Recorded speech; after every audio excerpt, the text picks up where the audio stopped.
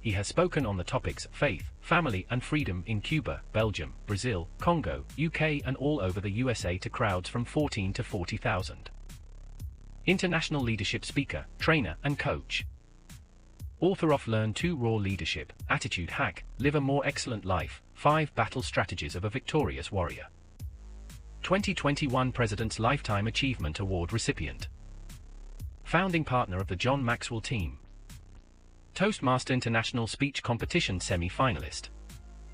Founder of Tell It Like It Is TV, ThatGuyRocks.com and ThatGuySpeaks.com. Creator of STORYPOWER TV, Transforming Grace TV, and Leading Leaders Podcast.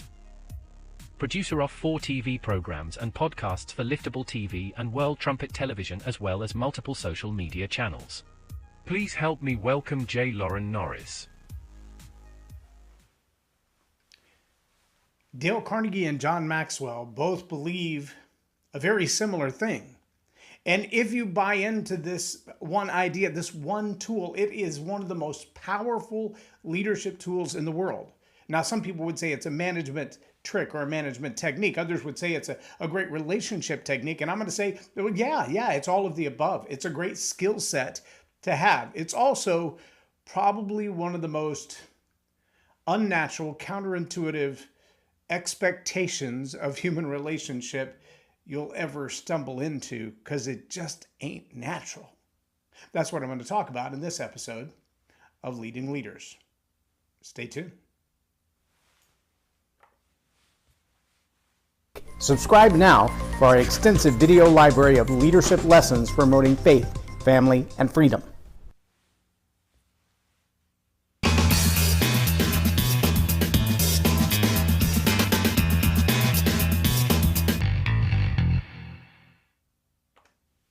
I'm J Loren Norris with Leading Leaders Podcast. I remember a day in about 2012, 2013. We were house sitting for some friends and we had walked out the back gate to walk around the lake behind their house. Their back gate actually was like right on the edge of the lake. And as we walked around the lake the first time, my wife and I were discussing how apathetically we were both just kind of done. We were just kind of at our wits' end. There was no argument. There was no raising of voices. There was no yelling. There was no screaming. There was not even any tears. We were talking very practically, very nonchalantly about ending our marriage at the time of almost 20 years. As we walked around that lake, the first lap, that's what it was all about. And about 20 feet from the gate, as we came back the last time, I finally asked a question that probably should have been on my mind for 20 years prior. Why would you let it all go? And her answer blew me away. In fact, we walked around the lake 3 more times after that. And from that time till this, 12 years later, we are this year celebrating our 30th wedding anniversary. We didn't give up. We fought through it, because when she told me what that one thing was, I realized that's not hard to do, or so I thought. I mean, surely I can do that. That's simple. Not as easy as it sounds, but simple. It's a simple tool, technique, trick to ask for. Not so simple to do. But I'm going to tell you where John Maxwell and Dale Carnegie agree on this, and I didn't know that it applied to my marriage, as well as my relationship with my kids, as well as the people that I lead, the ones that I manage, the ones that I oversee, the ones that I train, the ones that I develop, and absolute strangers. Yep, when you get this one key, it changes everything. Now, I can tell you that from that conversation was born a training that I did for a couple of years. It was a training that HR people at first had a real issue with. In fact, I can tell you this story on the same lines. I joined a group for a period of time where a guy that was leading it by the name of Steve Siebold had called some people together. He made a great proclamation. He said, every year 50,000 people raise their hand and go, I want to be a public speaker. I want to be a motivational speaker. I want to be on stage in front of large groups of people. He said every year out of those 50,000 people, About 25,000 will join Toastmasters or some other development group to make themselves better at public speaking. And about 5,000 of them will join the National Speakers Association. And he said, but of the average, most of those people make $20,000 to $30,000 a year.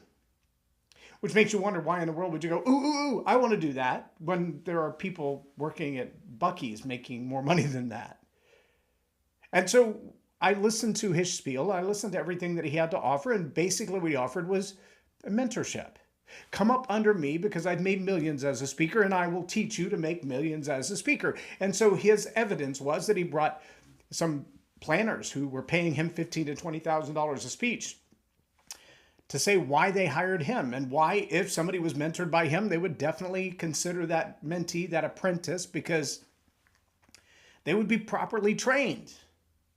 And so at the end of the gathering for the day, I had a chance to shake hands with one of those planners.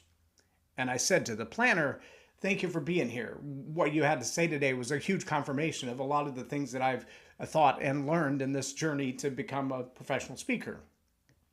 I appreciate your insights. They're greatly valuable to me. To which the planner turned to me and said, what is it you speak on? And I said, well, I talk about the power of PDA. And the planner threw their hands up, took a couple of steps back and said, I'm in human resources. We don't talk about PDA in the workplace because it gets people fired. And I said, oh, no, you misunderstand what I mean by PDA. She said, well, go on, tell me what you mean by PDA. And so I explained to her what I'm about to teach you in the rest of this lesson today. And when I explained it to her, her next question was, oh my gosh, we so desperately need that.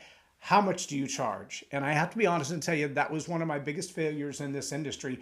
I didn't have a business plan enough to say, here's what I believe that teaching is worth. Here's how I've learned that teaching. Here's what I think I'm worth to stand on the stage and say it. Because she was giving all the buying signals. She was ready to hire. She loved my idea. She loved my concept. And I had nothing to sell. That's a little extra bonus for you. Now, you're probably asking at this point, will you stop teasing me because you're sounding like a really bad webinar? Tell me what it is that is this magical tool that will change relationships, develop my team members, grow my business, grow my relationship to strangers and my kids and my spouse. How do I do that? What is this one trick? Okay, get a pencil, write this down. No, you know what? No, I'm going to tease you a little more. I'm going to go one step further. This is a great little book. If you don't have this, this is Developing the Leader Within by John Maxwell. And I'm going to share just a little tidbit out of this book for you. So he says on page 117, he says, Principles for People Development.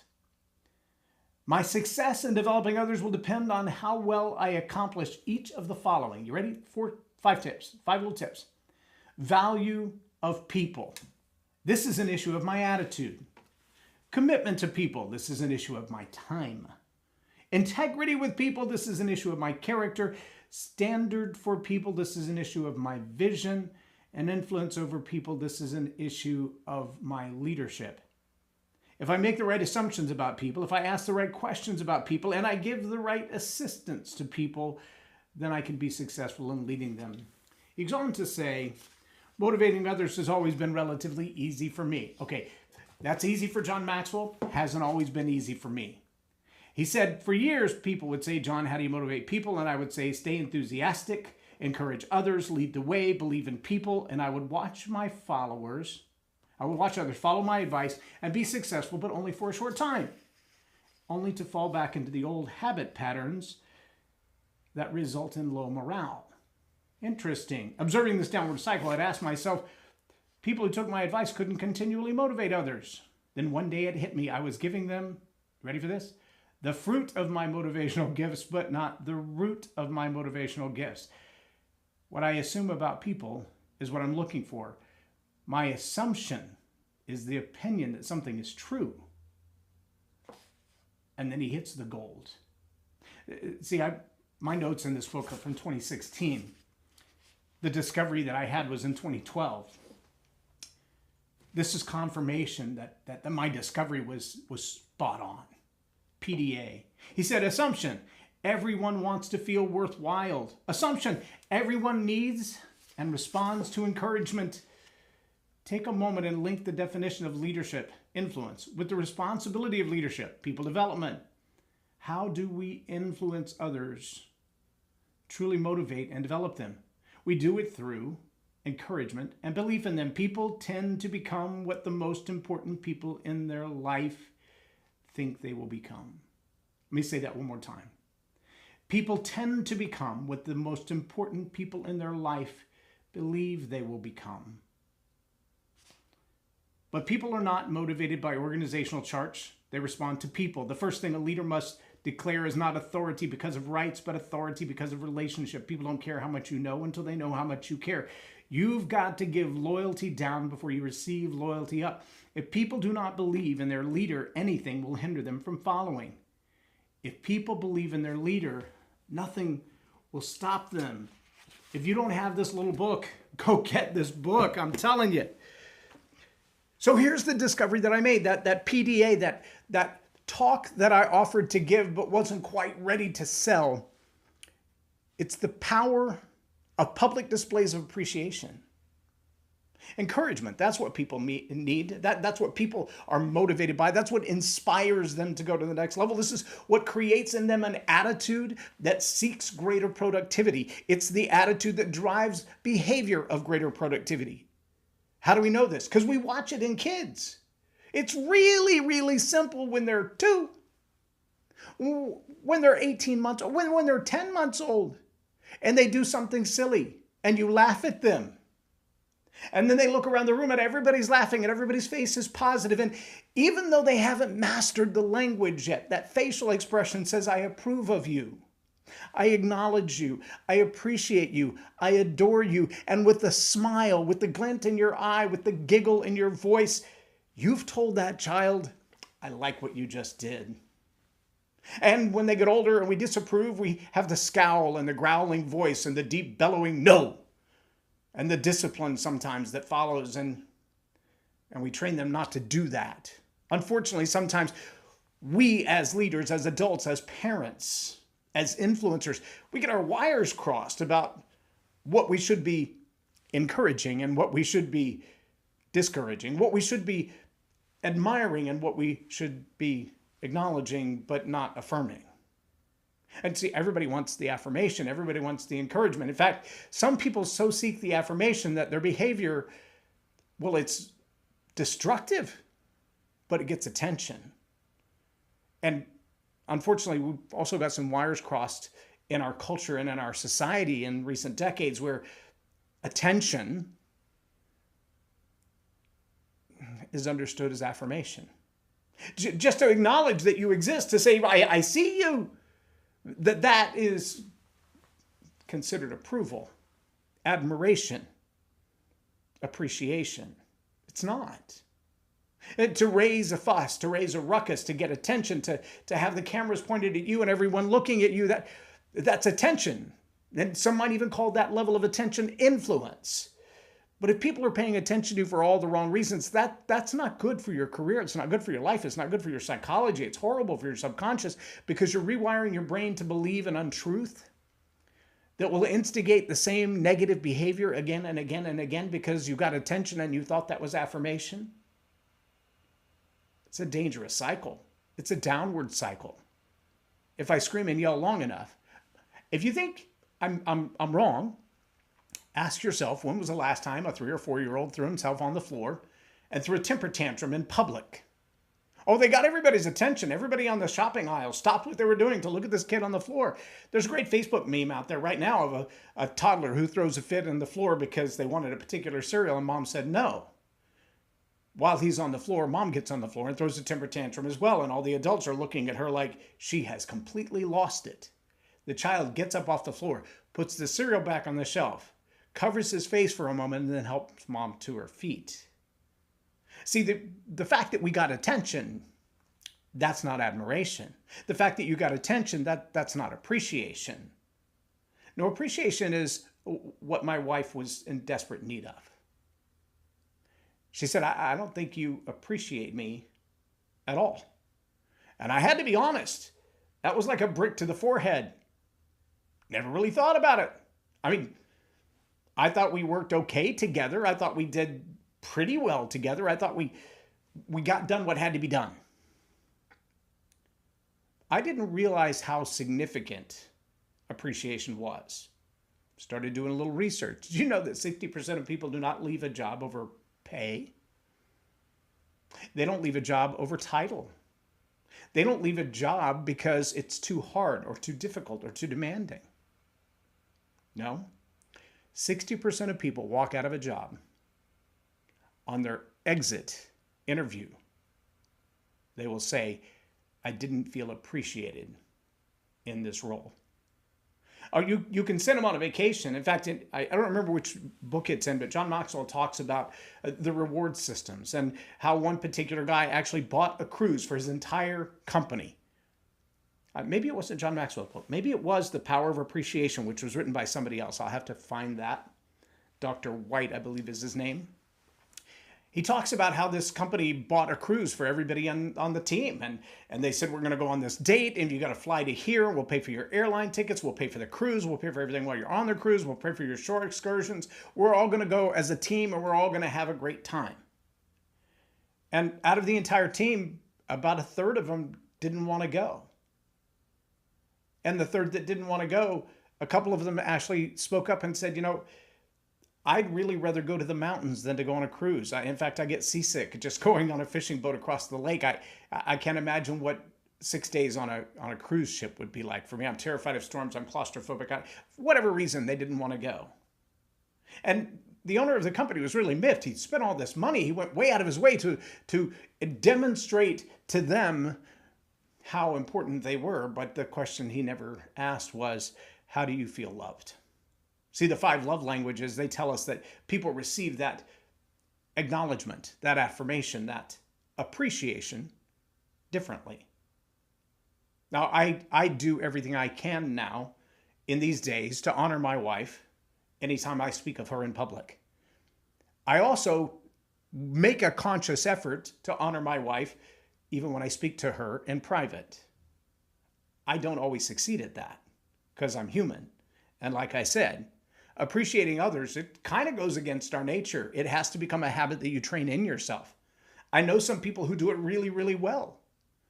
They acknowledge people every time they see them. They affirm them every time they see them. They encourage them every time they see them. I have to work at that. I have to be honest. That's one of my character flaws, I guess. But it's necessary. See, Dale Carnegie says it like this. Give a man a fine reputation to live up to, and he will. That's that character assumption. Just like John Maxwell mentions in his little book. If you assume that someone is going to be great at something, the way you treat them in regard to that something is going to be different. If you give them a fine reputation to live up to, if you speak well of them, if you encourage their positive attributes, if you acknowledge their efforts and their attempts to be great, they're going to do better than if you constantly tell them you're a failure, you missed the mark, you suck at this. Those words are never going to build anybody up. Those words are never going to encourage anyone. There's no one who's motivated by being torn down. The negative consequences of bad behavior, they may stop bad behavior, but they don't build up people. The negative consequences are a disincentive for a particular kind of behavior, but they don't encourage the better behavior. No, that takes a second effort. That takes appreciation. That takes sometimes the public displays of appreciation. Now, here's what I learned also in that journey. There are certain people that if you send them on a cruise, they're ecstatic. There's nothing better in the world than going on a cruise. For some others, though, they would look at that and go, you know, if you'd just given me the same amount that you spent on the cruise in cash, I could have paid off my car. And that would have made my life significantly different. I could have paid off the private school bill that I have for my kids. I could have taken my wife on the vacation to the mountains that she's been begging for years. So that investment may be misapplied. It doesn't mean you didn't appreciate, didn't acknowledge, doesn't mean that they didn't look at you and go, oh, thank you for recognizing my effort. But the gift was amiss. See, appreciation requires that you understand, too, what the needs of people are. When you study the 5 love languages, you'll find that some people desperately need those words of affirmation. Others want gifts. Others want acts of service. if you take the time to figure out what those are, there's a place where acknowledging people in their 5 love languages is greatly affordable. And there are other places where it's greatly inappropriate. And so you've got to understand the line there. You've got to know what that looks like. And that takes a conscious effort on the part of the leader, on the part of the leadership team. You've got to develop a team that knows how to read people, appreciate them where they are, and acknowledge the gifts that they live in. That's your role as a leader. That's part of your job. It should be part of your management program to develop people by asking those questions and assuming. The other thing John Maxwell says is see everyone as a 10. Meaning, I don't look at you from the start and say, you're going to have to earn my approval or earn my appreciation or earn my respect or admiration. I look at you from the very beginning and say, I already assume you're going to be awesome. I start from the position that you're a very unique creation, all on your own, that you have incredible gifts and talents and abilities that I've never seen before. And my job is to ripen them, to expose them to the world so that everyone can look at you and adore you the way that I do. When we approach people that way, absolute strangers that way, our children that way, our spouse that way, our employees that way, our boss that way, something changes in the dynamic of our relationship. Now, I understand if you're not judicious in that view, that worldview can become naivety, and in some places can put you in harm's way. If you believe the best in everyone and find yourself in a prison cell telling everyone how awesome they are, that could be a fatal mistake. If you find yourself in the streets of an inner city somewhere or a foreign country somewhere, assuming that everyone is as safe and adorable as you are, it's not a safe assumption. I'm just saying, to view people as positive, to view people as competent and capable and adorable and admirable, right? That's a character trait that is laudable of every leader. But it must also be done judiciously, cautiously, with wisdom. I can tell you though, learning to appreciate saved my marriage, changed the relationship that I have with my kids, rerouted the efforts that I have and the people that I lead and influence even today. Learning to appreciate people wasn't easy, wasn't in my nature. It took effort, still takes effort. Every day, a conscious effort because it's not in my nature. For those of you it's in your nature, yay for you and lucky you. That's a gift. The gift of encouragement is a powerful gift. Use it. Use it in your leadership. And for those of you like me who have always grown up under the thumb of a heavy disciplinarian, those who have been judged and ridiculed and criticized and beaten with rebar, beaten with BB guns, chased across the backyard, hit in the head with boots, that was my upbringing. Encouragement's a little hard to find. Encouragement for others, a little hard to find. Make a conscious effort. Trust me when I say the power of public displays of appreciation, to say to others in front of others, I admire you, I adore you, I appreciate you. You bring a lot to this organization. I can't thank you enough for the who that you are and the work that you do.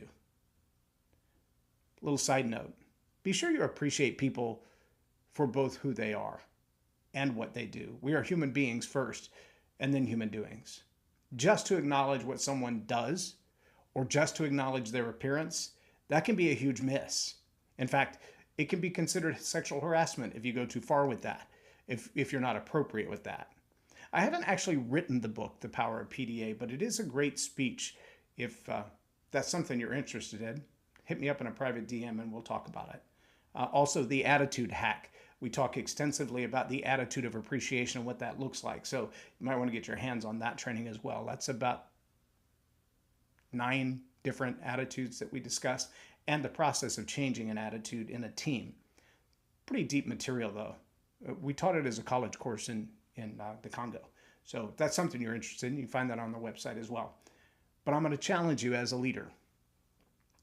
Even if appreciation, even if encouragement, even if lifting others up is uncomfortable, unusual, out of your wheelhouse, do it anyway.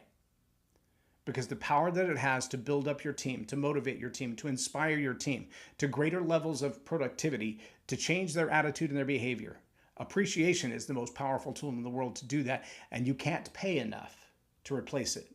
How do we know? Because 60% of people who walk out of their jobs don't walk out over the pay. They walk out because they feel underappreciated. You may find that's true in divorce court. You may find that's true in teen runaways. You may find that's true in broken relationships in general.